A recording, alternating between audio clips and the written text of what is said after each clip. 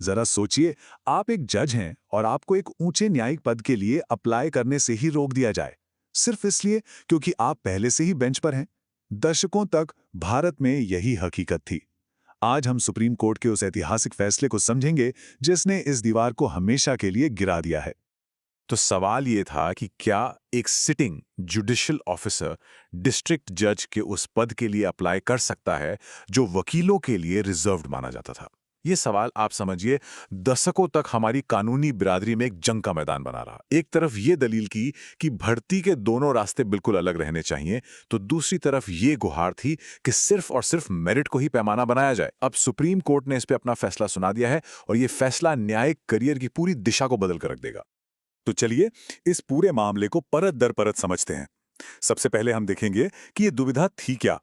फिर उस पुराने फैसले पर नजर डालेंगे जिसे अब पलट दिया गया है। उसके बाद हम उस कानूनी तर्क को समझेंगे जिसने 60 साल तक इस नियम को बनाए रखा। और फिर आर्टिकल 233 की वो कौन सी नई व्याख्या है जिसने ये सब मुमकिन किया। और हाँ, आखिर में ये भी देखेंगे कि अब नए नियम क्या हैं और इससे हमारी जुडिशरी पर क्या असर पड़ेगा। तो शुरू करते हैं पहले सेक्शन से, डिस्ट्रिक्ट जज की दुविधा। आखिर ये दीवार थी क्या जो इतने सालों तक खड़ी रही? चलिए समझते हैं। देखिए, दशकों तक रास्ता बिल्कुल साफ था। डिस्ट्रिक्ट जज की सीधी भर्ती सिर्फ और सिर्फ प्रैक्टिसिंग वकीलों के लिए थी, जजों के लिए नहीं। और धीरज मोर केस ने तो इस पर मुहर ही लगा दी थी। मतलब यह सिर्फ एक फैसला नहीं था, यह एक तरह का रोड ब्लॉक था। इसने दो अलग अलग दुनिया बना दी थी, एक वकीलों की, दूसरी जजों की। और इन दोनों के बीच कोई पुल नहीं था। दूसरा सेक्शन है एक पलटा गया पूर्व नियम। कहते हैं ना, हर चीज का एक वक्त होता है और इस पुराने नियम का भी वक्त आ चुका था। सुप्रीम कोर्ट की कॉन्स्टिट्यूशन बेंच ने इस नियम को सिर्फ बदला नहीं बल्कि जड़ से उखाड़ फेंका है। तो फर्क देखिए कितना साफ है। पुराना नियम यानी धीरज मोर केस कहता था जुडिशियल ऑफिसर अप्लाई नहीं कर सकता, सिंपल। जबकि नया फैसला यानी रजनीश केवी कहता है बिल्कुल कर सकता है, बस कुछ शर्तें पूरी करनी होंगी। तो ये कोई छोटा मोटा बदलाव नहीं है, ये एक बहुत बड़ा, एक फंडामेंटल शिफ्ट है। जब सुप्रीम कोर्ट खुद ये कहे कि सत्यनारायण सिंह से लेकर धीरज मोर तक के हमारे ही फैसले सही कानून नहीं बताते, तो समझिए ये कितनी बड़ी बात है। ये कोर्ट का ये मानना है कि दशकों से जो न्यायिक सोच चली आ रही थी उसमें एक बुनियादी गलती थी। ये एक तरह से लीगल रीसेट बटन दबाने जैसा है। तीसरा सेक्शन, बार का तर्क और उस पुराने नियम की पड़ताल। तो सवाल ये उठता है कि आखिर एक ऐसी व्याख्या जिसे आज सुप्रीम कोर्ट खुद गलत बता रहा है, वो 60 साल से भी ज्यादा समय तक देश का कानून कैसे बनी रही। चलिए इसके पीछे की कहानी को समझते हैं। ये टाइमलाइन आपको दिखाएगी कि कैसे ये दीवार धीरे धीरे मजबूत हुई। शुरुआत हुई 1960 में रामेश्वर दयाल केस से, तब दरवाजा थोड़ा खुला था। फिर 1966 में चंद्रमोहन और 1985 में सत्यनारायण सिंह केस आए जिन्होंने इस दरवाजे को बंद करना शुरू किया और दो धाराओं यानी टू स्ट्रीम्स का सिद्धांत बना दिया। और आखिर में 2020 में धीरज मोर केस ने तो इस दरवाजे पर ताला ही लगा दिया। तो उस वक्त का लॉजिक क्या था? आइडिया ये था कि भर्ती के दो रास्ते हों, बिल्कुल अलग अलग। एक जजों के लिए प्रमोशन का रास्ता और दूसरा वकीलों के लिए डायरेक्ट अपॉइंटमेंट का रास्ता। माना यह जाता था कि एक जज के तौर पर कमाया गया अनुभव एक वकील के अनुभव से बिल्कुल अलग है और इसलिए दोनों को मिलाया नहीं जा सकता। ये दोनों रास्ते एक दूसरे से बिल्कुल जुदा थे। चौथा सेक्शन, अनुच्छेद 233 की नई व्याख्या। तो अब सवाल यह है कि कोर्ट को 60 साल पुराने इस नियम को पलटने का आधार कहां से मिला? जवाब है खुद संविधान में। बस उसे एक नए नजरिए से पढ़ा गया और यहीं इस फैसले का असली सार छुपा है।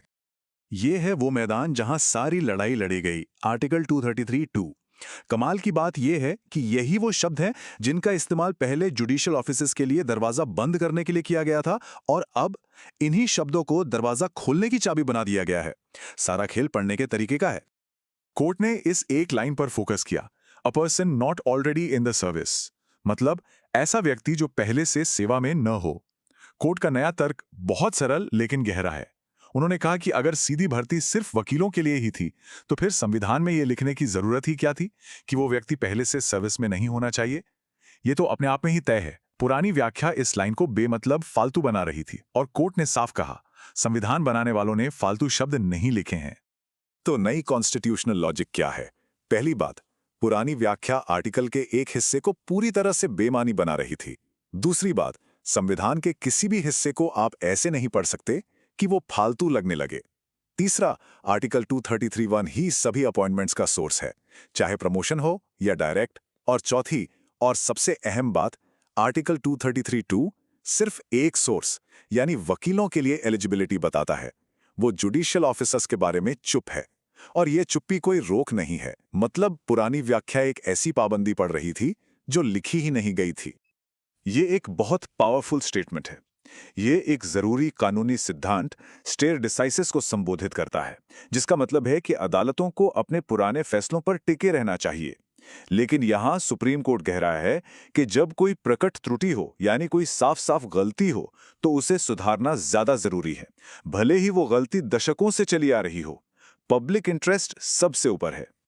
5वां सेक्शन, प्रवेश के नए नियम। तो कोर्ट सिर्फ थ्योरी बताकर नहीं रुका, उन्होंने आगे बढ़कर एक प्रैक्टिकल यूनिफॉर्म गाइडलाइन भी तैयार की ताकि ये बदलाव पूरे देश के सभी हाई कोर्ट्स में एक जैसा लागू हो। और ये हैं वो नए नियम। देखिए, ये सबके लिए एक लेवल प्लेइंग फील्ड तैयार करता है। सबसे बड़ा बदलाव है 35 साल की मिनिमम उम्र, और सबसे जरूरी 7 साल का कंबाइंड एक्सपीरियंस। यानी अब एक वकील के तौर पर बार में बिताया गया समय और एक जज के तौर पर बेंच पर बिताया गया समय, दोनों को जोड़कर 7 साल की शर्त पूरी की जा सकती है। ये दोनों तरह के अनुभव को बराबर का सम्मान देता है। इसका सीधा सा मतलब है कि ये अब वकीलों का कोटा नहीं है, ये एक कॉम्पिटिटिव सिलेक्शन है जो हर उस उम्मीदवार के लिए खुला है जो एक्सपीरियंस के इस नए यूनिफाइड स्टैंडर्ड को पूरा करता है। अब ये नहीं देखा जाएगा कि उम्मीदवार कहां से आ रहा है, बल्कि ये देखा जाएगा कि क्या वो उस पद के लिए सबसे काबिल है। छठा और आखिरी सेक्शन, यह फैसला क्यों महत्वपूर्ण है। तो इस सब का बड़े पैमाने पर क्या मतलब है? चलिए अब उन दूरगामी असर को समझते हैं जो इस ऐतिहासिक फैसले से हमारी न्यायपालिका पर पड़ने वाले हैं। संक्षेप में कहें तो ये फैसला हमारी निचली अदालतों की क्वालिटी में एक तरह का इन्वेस्टमेंट है। इसका मकसद टैलेंट पूल को बड़ा करना है, सिर्फ सीनियरिटी की जगह मेरिट को बढ़ावा देना है, और एक बहुत पुरानी अजीब सी बात को खत्म करना है। सोचिए, एक पब्लिक प्रोसिक्यूटर तो अप्लाई कर सकता था, लेकिन वो जज जिसके सामने वो पेश होता था वो नहीं कर सकता था। अब इस विसंगति को दूर कर दिया गया है। न्याय का अनुभव अब कोई डिस्क्वालिफिकेशन नहीं, बल्कि एक कीमती संपत्ति है। कोर्ट ने अपने फैसले में प्रभावशाली शेट्टी कमीशन की रिपोर्ट का भी जिक्र किया। इस रिपोर्ट का ये कोटेशन इस बात को पुख्ता करता है कि काबिल जजों को डायरेक्ट रिक्रूटमेंट में मौका देने की बात कोई नई नहीं है, बल्कि ये एक बहुत पुरानी सिफारिश है जिसका मकसद हमेशा से ही बेंच के लिए बेस्ट टैलेंट को आकर्षित करना रहा है। और इसी के साथ हम एक बहुत ही दिलचस्प सवाल पर आके रुकते हैं। इस ऐतिहासिक फैसले ने मौके के नए दरवाजे तो जरूर खोले हैं, लेकिन क्या इससे वाकई मेरिट बढ़ेगी, या फिर ये जुडिशरी के अंदर पहले से तय करियर प्रोग्रेशन को डिस्टर्ब करेगा? इसका असली असर तो खैर वक्त ही बताएगा। हमारे साथ जुड़ने के लिए धन्यवाद।